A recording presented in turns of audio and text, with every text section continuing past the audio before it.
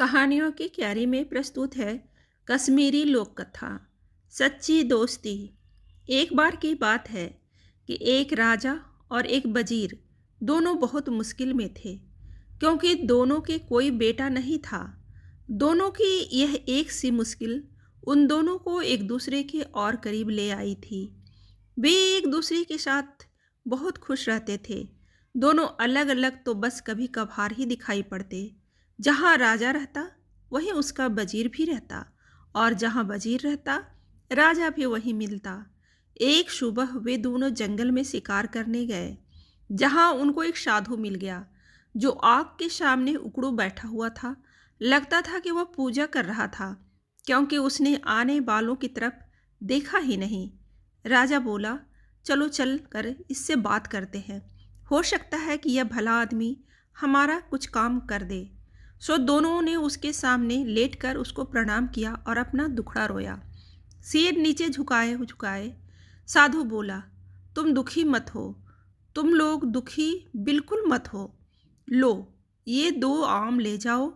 एक आम तुम अपनी पत्नी को खिला देना और यह दूसरा आम दूसरे की पत्नी को खिला देना। तुम दोनों की पत्नियों के बच्चे हो जाएंगे।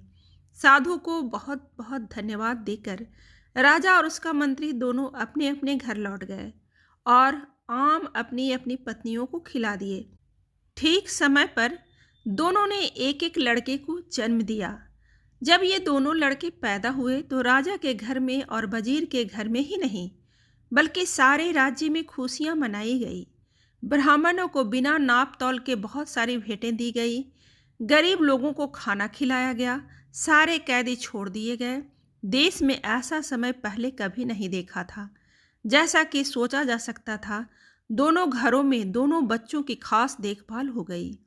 जब वे बहुत छोटे थे तो उनकी देखभाल के लिए कई दाइयाँ रखी गई, और जब वे कुछ बड़े हो गए तब उनको कई टीचर पढ़ाने के लिए रखे गए। उनको सब तरह की शिक्षा दिलवाने के लिए किसी पैसे या कोशिशों में किसी तरह की कोई कमी नहीं बरती गई। इससे वे दोनों शिक्षा और कला में बहुत अच्छे निकले। अपने पिताओं की तरह वे भी आपस में एक दूसरे से बहुत प्यार करते थे और दोनों अक्सर साथ ही साथ रहते थे। एक दिन वे दोनों शिकार खेलने के लिए एक साथ जंगल में गए। वहाँ वे दोनों घंटों तक शिकार की खोज में घूमते रहे। काफ़ी देर बाद राजकुमार बहुत थक गया और उसे प्यास भी लगाई। वे अपने घोड़ों से उतर गए और उन्होंने अपने अपने घोड़े एक पेड़ से बांध दिए। राजकुमार वहीं घोड़ों के पास बैठ गया और वजीर का बेटा पानी की खोज में चल दिया। उसको जल्दी ही एक छोटी सी नदी मिल गई। वह राजकुमार की प्यास को तो भूल गया और नदी के स्रोत को ढूंढने चल दिया। वह 1-2 मील ही गया होगा कि उसको उसका स्रोत मिल गया। वहाँ उसने एक बहुत सुंदर परी को एक शेर के सहारे बैठा देखा। उसने यह भी देखा कि वह शेर उस परी से डरा हुआ था। यह दृश्य देखकर तो वह आश्चर्य से चौंक गया। उसे बताने के लिए राजकुमार के पास दौड़ गया। साथ ही उसने राजकुमार को पिलाने के लिए थोड़ा सा पानी भी साथ ले लिया। जब वजीर का बेटा राजकुमार के पास पहुंचा तो राजकुमार ने पूछा, अरे इतनी देर तक तुम कहाँ रह गए थे और तुम ऐसे डरे डरे क्यों दिखाई दे रहे हो? तुम्हें क्या हुआ है? वजीर के बेटे ने जवाब दिया, कुछ नहीं, कुछ नहीं। राजकुमार बोला, कुछ तो हुआ है। तुम्हारा चेहरा बता रहा है कि तुम्हारे साथ जरूर ही कुछ हुआ है। तब वजीर के बेटे ने उसे बताया कि उसने एक बहुत सुंदर लड़की को देखा है। वह शेर के सहारे बैठी हुई थी और वह शेर उससे बहुत डरा हुआ लग रहा था। ऐसा था उसकी सुंदरता का जादू। राजकुमार बोला, मैं भी ऐसी लड़की को देखना चाहूँगा, तुम मुझे उसके पास ले चलो। वजीर का बेटा राजी हो गया और दोनों उस लड़की की तरफ चल दिए। वहाँ जाकर उन्होंने देखा कि शेर तो उस परी की गोद में सिर रखे सो रहा है।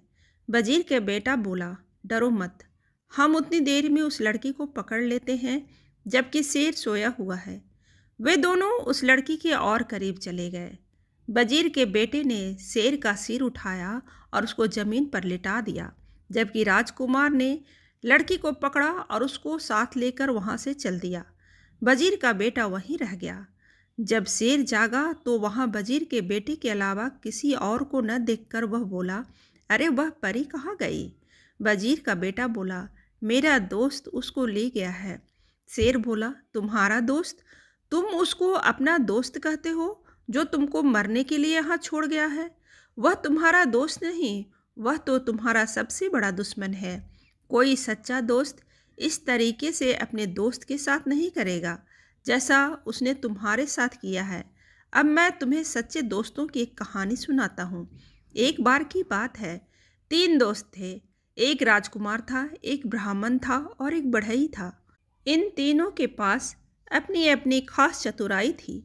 राजकुमार मुश्किल से मुश्किल और पेचीदा से पेचीदा मामलों को बहुत जल्दी सुलझा देता था। ब्राह्मण मरे हुए आदमी को जिंदा कर सकता था और बढ़ई चंदन की लकड़ी का एक ऐसा घर बना सकता था जो उसके मालिक के कहने पर कहीं भी जा सकता था। एक दिन ब्राह्मण और उसके माता पिता में कुछ कहासुनी हो गई तो उसके माता पिता ने उसे घर से निकाल दिया। इस परेशानी के समय वह अपने दोस्तों के पास जा पहुंचा और जाकर उन्हें सब हाल बताया। उसने उनसे कहा कि वे उसके साथ किसी दूर देश चलें। राजकुमार और बढ़ई दोनों राजी हो गए और तीनों वह देश छोड़कर वहां से कहीं और चल दिए। वे लोग बहुत दूर नहीं गए थे। राजकुमार किसी वजह से रुक गया और बढ़ई और ब्राह्मण आगे चलते रहे। कुछ देर बाद राजकुमार जल्दी जल्दी आगे चला ताकि वह अपने दोस्तों को पकड़ सके, पर बदनसीबी से वह दूसरे रास्ते पर चला गया और उनको ना पा सका। वह इस आशा में चलता रहा कि वह अपने दोस्तों को ढूंढ लेगा, पर जब काफ़ी दूर जाने पर भी वे उसको नहीं मिले तो उसको लगा कि वे इतनी तेज क्यों जा रहे थे कि वह उनको पकड़ ही नहीं पा रहा था। पर इस बीच ब्राह्मण और बढ़ई दोनों बहुत ही धीरे धीरे चल रहे थे और सोच रहे थे कि राजकुमार अब तक उनको पकड़ क्यों नहीं पाया। वे लोग तो बहुत धीरे धीरे जा रहे थे। आखिर यह सोचकर उन्होंने उसके आने की आशा छोड़ दी कि शायद उसको घर की याद आ रही होगी तो वह वापस चला गया होगा। चलते चलते राजकुमार एक बहुत बड़े मैदान में आ निकला जिसके बीच में एक बहुत बड़ी और शानदार बिल्डिंग खड़ी थी। उसने सोचा, यहाँ कौन रहता है? यकीनन कोई ताकतवर आदमी ही रहता होगा, मैं जाकर मालूम करता हूँ। सोचते हुए वह उस बिल्डिंग के दरवाजे तक गया और दरवाज़ा खटखटाया तो एक बहुत ही सुंदर लड़की ने दरवाज़ा खोला और बड़ी मीठी आवाज़ में उसको अंदर आने के लिए कहा। जब वह अंदर आ गया तो वह रो पड़ी। राजकुमार ने उसके रोने की वजह पूछी तो वह बोली, तुम्हारी सुंदरता और तुम्हारी जवानी देखकर मुझे तुम पर दया आती है। अनजाने में ही तुम अपनी मौत के मुंह में आ फंसे हो।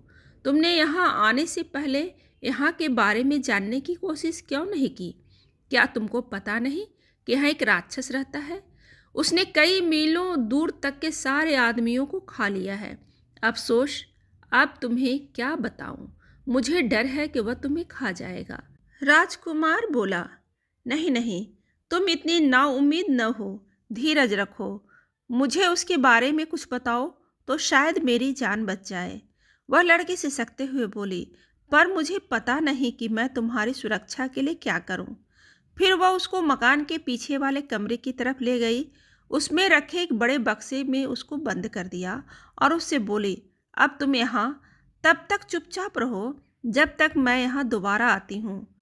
शाम को राक्षस लौटा तो उसकी तेज सूंघने की ताकत ने उसे बता दिया कि वहीं कहीं कोई आदमी मौजूद था। उसने लड़की से पूछा, क्या तुम्हारे अलावा यहाँ कोई और भी आदमी है? कौन है वह? कहाँ है वह? जल्दी बताओ, मुझे बहुत ज़ोर की भूख लगी है। लड़की बोली, लगता है आज तुम्हारी तबीयत ठीक नहीं है। यहाँ कोई आदमी नहीं आया। तुम क्या समझते हो कि यहाँ आने की हिम्मत कोई करेगा जो सारी दुनिया के लिए भयानक है? यह सुनकर राक्षस चुप हो गया। स्त्री ने देखा उसके शब्दों का असर उस पर हो गया है तो उसकी हिम्मत और बढ़ गई। उसको उससे मजाक सूझा तो उसने उससे उसकी ज़िंदगी के बारे में कुछ और जानना चाहा। वह बोली, तुम मुझे रोज़ इस घर में अकेला छोड़ जाते हो। जब तुम चले जाते हो तो मुझे यही पता नहीं होता कि तुम कब वापस लौटोगे। कभी कभी मुझे लगता है कि शायद तुम कभी वापस नहीं लौटोगे और तब मैं सोचती हूँ कि मैं किधर जाऊंगी और क्या करूंगी। तुम्हारी वजह से लोग मुझसे नफरत करते हैं तो मुझे लगता है कि किसी दिन वे मुझे मार देंगे। तुम ही मुझे बताओ, क्या मुझे डरने की कोई ज़रूरत नहीं है? राक्षस बोला, प्रिय, रो मत। तुम्हें डरने की कोई ज़रूरत नहीं है, क्योंकि मैं कभी नहीं मरूंगा। फिर उस बिल्डिंग के एक बहुत बड़े खंभे की तरफ इशारा करते हुए वो बोला, जब तक यह खंभा न टूट जाए मैं नहीं मर सकता। पर यहाँ कौन है जो यह बात जाने? अगली सुबह जैसे ही राक्षस बाहर गया, वह लड़की गई और उसने राजकुमार को आज़ाद कर दिया और उसको रात वाली सारी बातें बता दी। राजकुमार यह सब सुनकर बहुत खुश हुआ। वह बोला, बस यही समय है, मैं इस खंभे को तोड़ देता हूँ और उस राक्षस को मार देता हूँ। ऐसा कहकर उसने खंभे को मार मार कर तोड़ दिया, जब तक उसके सैकड़ों टुकड़े न हो गए। ऐसा लग रहा था कि राजकुमार की हर चोट सीधी राक्षस पर पड़ रही थी, क्योंकि जैसे ही वह खंभा को मारता, राक्षस बहुत जोर से चिल्लाता था। जब खंभा टूटकर गिर गया तो राक्षस भी मर गया। अब राजकुमार उस सुंदर लड़की के साथ उस घर में रहने लगा। आसपास के लोग उसका राक्षस को मारने के लिए धन्यवाद करने के लिए आए। उसके बाद उस देश में शांति और खुशहाली छा गई। आसपास के जमीन में फिर से खेती होने लगी, गांव बसने लगे, वातावरण में लोगों की हंसी और संगीत गूंजने लगे। पर सच्ची खुशी हमेशा के लिए तो नहीं रहती। एक दिन वह लड़की अपने घर की एक खिड़की के सामने अपने बाल संवार रही थी। बाल संवार कर कंघी उसने खिड़की की दीवार पर रख दी। एक कौवा वहां आया और उस कंघी को लेकर उड़ गया। वह उसको बहुत दूर समुद्र के पास लेकर उड़ गया और वहां जाकर उसको पानी में गिरा दिया। वहां उसको एक बड़ी मछली ने निगल लिया और उस मछली को इत्तेफाक से एक मछियारे ने पकड़ लिया। उसने देखा कि मछली बहुत बढ़िया थी, सो उसे वह राजा के महल में राजा के खाने के लिए दे आया। जब रसोइया मछली साफ कर रहा था तो उसको उसके पेट में एक कंघी मिली। उसको वह बड़ा अजीब सा लगा, सो वह उसको राजा के पास ले गया। राजा ने जब कंघी देखी तो उसने उसके मालिक से मिलने की इच्छा प्रकट की। उसने चारों तरफ अपने आदमी भेजे कि वह उस कंघी वाली का पता लगा कर लाए और उसको बहुत बड़ा इनाम देने का वादा किया जो उसके पास लाएगा। कुछ समय बाद एक स्त्री मिली जिसने कहा कि वह उस कंघी को पहचानती है और उसने वह वायदा भी किया कि वह उस कंघी की मालकिन से राजा को मिलवा देगी। वह राजकुमार की पत्नी से मिली और बहुत जल्दी ही उनके परिवार में घुल मिल गई। इतना ही नहीं, बल्कि उसको घर में रहने के लिए भी बुला लिया गया, जो उसने तुरंत ही स्वीकार कर लिया। उसने देखा कि जब तक राजकुमार जिंदा है तब तक वह अपने उद्देश्य में सफल नहीं हो सकती। तो उसने राजकुमार को जहर दे दिया और हकीम को रिश्वत देकर उसकी पत्नी से यह कहलवा दिया कि यह अपनी ही मौत मरा है। उफ! राजकुमार की पत्नी तो राजकुमार की मौत पर बहुत दुखी हुई और बहुत रोई। उसके इतना दुखी होने पर लोगों को लगा कि वह तो मर ही जाएगी, पर उसने उसकी लाश को नहीं छोड़ा। उसने उसको एक मजबूत बक्से में बंद करके अपने प्राइवेट कमरे में रख दिया। उसने अपने पति से उसके दो दोस्तों के बारे में अक्सर सुना था कि वे क्या कर सकते थे। उसको यह आशा थी कि एक दिन वह उनसे जरूर मिलेगी और अपने पति को जिंदा करवा लेगी। जैसे ही उस स्त्री को मौका लगा, उसने उस लड़की को उसका घर छोड़ने के लिए और अपने साथ रहने के लिए कहा। उसने कहा कि वह वहाँ काफ़ी परेशान है, कुछ दिन वह वहाँ से दूर रह लेगी तो उसको थोड़ी शांति मिल जाएगी। लड़की राजी हो गई और उसके साथ चली गई। अपने घर आते ही उस स्त्री ने राजा को खबर की कि वह अपने उद्देश्य में सफल हो गई है। राजा वहाँ आया और उस लड़की को ज़बरदस्ती अपने महल में ले गया और उसने प्रार्थना की कि वह उसके साथ उनकी रानी बनकर रहे। लड़की बोली वह उससे शादी तो कर लेगी, पर उसको 6 महीने का समय दिया जाए, क्योंकि उसको पंडित ने उससे ऐसा करने के लिए कहा था। राजा यह सुनकर बहुत खुश हुआ और उस दिन का इंतजार करने लगा, जब वह दिन आएगा जब वह उस लड़की से शादी कर पाएगा। उसके लिए उसने एक छोटा सा महल सड़क किनारे बनवा दिया था। वह उसी में अकेली रहती थी। इस बीच वह लड़की भगवान से यही मनाती रही कि उसके पति के दोनों दोस्त कहीं से मिल जाए तो वह इस राजा से शादी करने को बच जाएगी। वह हर जगह पूछताछ करती रहती। वह हमेशा अपनी खिड़की पर ही बैठी रहती और इस आशा में बाहर की तरफ देखती रहती कि शायद वे दोनों वहाँ से कभी गुजरे। एक दिन उसने दो आदमी अपने घर की तरफ आते देखे तो उसने पूछा, आप लोग कौन हैं और कहाँ से आए हैं? वे बोले, हम लोग यात्री हैं और काफ़ी यात्रा करने के बाद यहाँ तक पहुँचे हैं। हमारा साथ हमारा एक दोस्त राजकुमार भी था, पर वह अब खो गया है। हम उसी को ढूंढते हैं। लड़की बोली, आप अंदर आइए और थोड़ा आराम कीजिए, फिर मुझे अपने खोए हुए दोस्त के बारे में कुछ बताइए। शायद मैं आपके खोए हुए दोस्त को ढूंढने में आपकी सहायता कर सकूं। सो वे दोनों महल में चले गए और लड़की के पास बैठकर उन्होंने उसको अपनी सारी कहानी बताई। लड़की बोली, भगवान का लाख लाख धन्यवाद है कि आप लोग यहाँ हैं, पर मुझे अफसोस है कि राजकुमार तो मर चुका है। ब्राह्मण बोला, उसकी आप चिंता न करें, मैं उसको जिंदा कर लूँगा। भगवान का लाख लाख धन्यवाद है कि हम ठीक जगह पर पहुँच गए। भगवान आपकी हर इच्छा पूरी करे। आप हमें राजकुमार का शरीर दिखा दीजिए। लड़की बोली, पर जरा ठहरिए, हमको बड़ी सावधानी से काम लेना होगा। इस देश के राजा को मुझसे बहुत प्यार हो गया है। मेरी प्रार्थना पर वह शादी के 6 महीने तक मेरा इंतजार करेगा। 6 महीना पूरा होने वाले हैं और 6 महीना पूरा होते ही वह मुझको यहाँ से ले जाएगा। हम लोगों को बहुत ही सावधानी से काम करना है, क्योंकि राजा ने मेरे चारों तरफ बहुत बड़ा पहरा लगा रखा है। जो कुछ भी यहाँ होता रहता है, वे पहरेदार जाकर राजा को सब बताते हैं। मुझे यकीन है कि आपका यहाँ होना भी राजा को पता चल गया होगा। अब देखना यह है कि हम यहाँ से निकले कैसे। बढ़ई बोला, मैम आप डरिए नहीं। अगर आप मुझे जरा सा चंदन की लकड़ी का टुकड़ा ला दें तो मैं उससे एक ऐसा महल बना दूंगा जो उसके मालिक की इच्छा पर इधर उधर जा सकेगा। लड़की बोली, ठीक है, मैं देखती हूँ। उसी समय उस लड़की ने एक दूत राजा के महल की तरफ एक संदेश लेकर भेजा। मैंने आपसे शादी करने का फैसला किया है। हमारी शादी का दिन पास आ रहा है। आप मुझसे खुश रहें। आप मुझे 300 मन चंदन की लकड़ी भिजवा दें। राजा ने तुरंत ही उसकी बात मानकर उसको 300 मन की चंदन की लकड़ी भिजवा दी और बढ़ई ने उसका मकान बनाना शुरू कर दिया।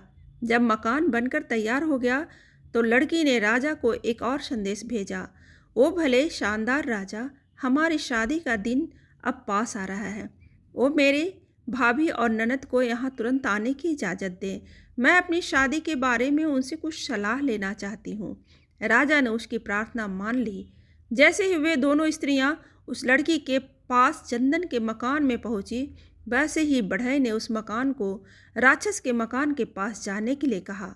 वहाँ उनको राजकुमार मिल जाता और वे लोग राजा से दूर आराम से रहते। बढ़ई के कहते ही चंदन का मकान उड़ चला और वह इतनी आवाज़ में उड़ा कि किसी को पता ही नहीं चला कि क्या हो रहा है। वे सब तो बस उनकी बनावट की ही तारीफ करने में लगी थी। अचानक उन्होंने अपने आप को मरे हुए राक्षस के महल के पास पाया। लड़की ब्राह्मण को राजकुमार की लाश के पास ले गई। ब्राह्मण ने अब अपने हाथ से छुआ कि वह जिंदा हो गया। सब लोगों में खुशी की लहर दौड़ गई। राजकुमार की शादी लड़की से करा दी गई। बाद में पता चला कि वह तो उस समय के एक बहुत बड़े ताकतवर राजा की बेटी थी। राजकुमार के दोनों दोस्तों बढ़ई और ब्राह्मण की शादी राजकुमारी की ननद और भाभी से करा दी गई। सब लोग राक्षस के मकान में बहुत दिनों तक खुशी खुशी रहे। शेर ने अपनी कहानी खत्म करते हुए कहा, ओ वजीर के बेटे, जैसे ही वे ब्राह्मण और बढ़ई उस राजकुमार के दोस्त थे, वैसे लोग ही दोस्त होते हैं। राजकुमार की तो तुम बात मत करो, जो खुद तो परी को ले गया और तुमको यहाँ मरने के लिए छोड़ गया। उसको तुम अपना दोस्त मत कहो, वह तुम्हारा दोस्त नहीं है। खैर, तुम मरोगे नहीं, मैं तुम्हें कोई नुकसान नहीं पहुँचाऊँगा। तुम अपने घर जाओ और शांति से रहो। और वजीर का बेटा वहाँ से चला गया।